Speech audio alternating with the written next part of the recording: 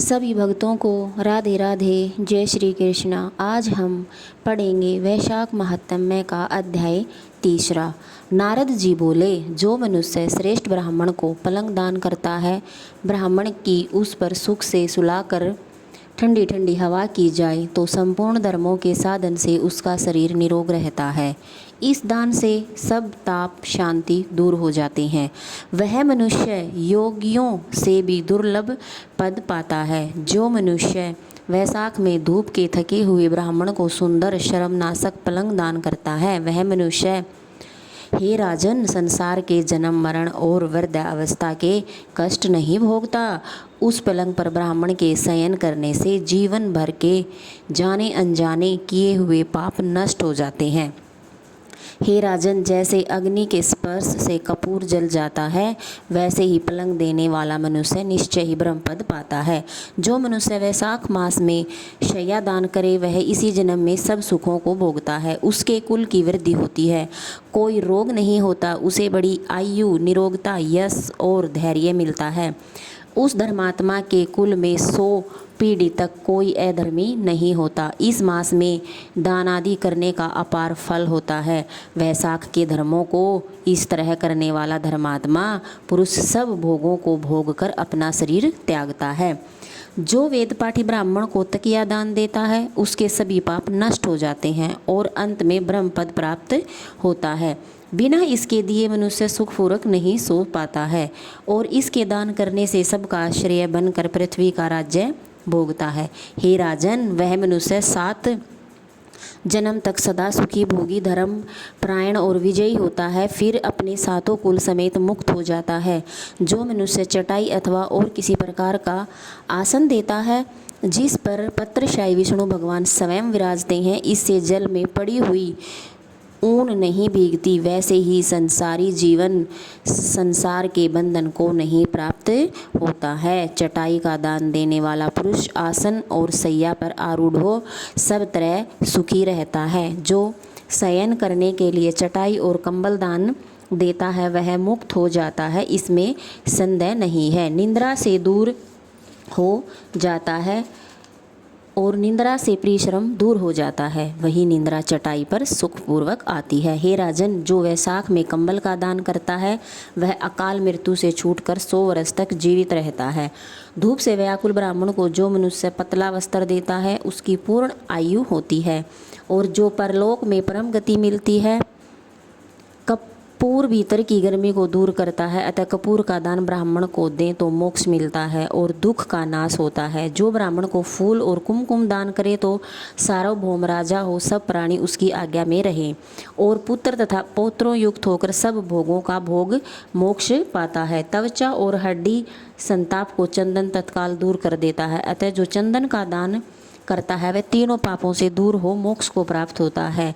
जो जल में भीगी हुई खस, चंपा या कुसा दान करता है, हे राजन, वह प्राणी सब प्रकार के सुख भोगता है, सब देवता उसकी सहायता करते हैं, उसके सब पाप और दुख दूर हो जाते हैं और अंत में मोक्ष पाता है। जो वैशाख में गोरोचन और कस्तूरी दान करता है, वह तीनों ताप से छूटकर मोक्ष पद पाता है। जो मेष की संक्रांति में तांबुल और कपूर दान करता है, वह पृथ्वी में सारे सुख भोग कर निर्वाण पद प्राप्त करता है। जो मनुष्य शेवती और जूही दान करता है, वह सार्वभौम राजा होकर अंत में मोक्ष पाता है। जो वैशाख में केतकी और मलिका दान करता है, वह माधव भगवान की आज्ञा से मोक्ष पद पाता है। जो मनुष्य ब्राह्मण को सुपारी और अन्य सुगंधित द्रव्यों का दान देता है, और हे राजन, जो नारियल दान करता है, उसके पुण्य के फल चित्त लगाकर सुनो।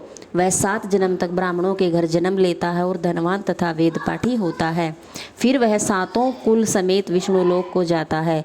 हे राजन, जो मनुष्य विश्राम मंडप बना ब्राह्मण को देता है, उसके पुण्य के फल कहने को मेरी सामर्थ्य नहीं है। जो मनुष्य छाया मंडप बनवाकर भीतर बालू बिछा उसमें प्याऊ लगा देता है, वह सर्वलोक का स्वामी होता है। जो मनुष्य मार्ग में बाग, तड़ाग, कुआं, झोपड़ी बनवाता है, वह बड़ा धर्मात्मा है, उसके पुत्रों से और क्या। जो मनुष्य कुआं, तालाब, मंडप और प्याऊ लगवाता है तथा सधर्म का करना यही उसका पुत्र है। संतान 7 प्रकार की है, इन 7 में से जो एक भी नहीं करता वह मनुष्य स्वर्ग को नहीं जाता।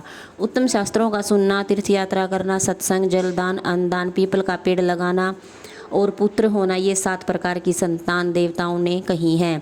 अन्य सैकड़ों धर्म करने पर भी मनुष्य को संतान नहीं मिलती, इसलिए संतान की इच्छा करने वाले को इसमें से एक कर्म अवश्य करना चाहिए। पशु, पक्षी, मर्ग और वृक्षों को भी स्वर्ग सुख नहीं मिलता, फिर भी मनुष्यों का तो कहना ही क्या है। जो मनुष्य सुपारी, नागवल्ली, कपूर और आगर सहित पान दान करता है वह निश्चय ही शारीरिक पापों से मुक्त हो जाता है तथा यश, धैर्य और लक्ष्मी प्राप्त करता है।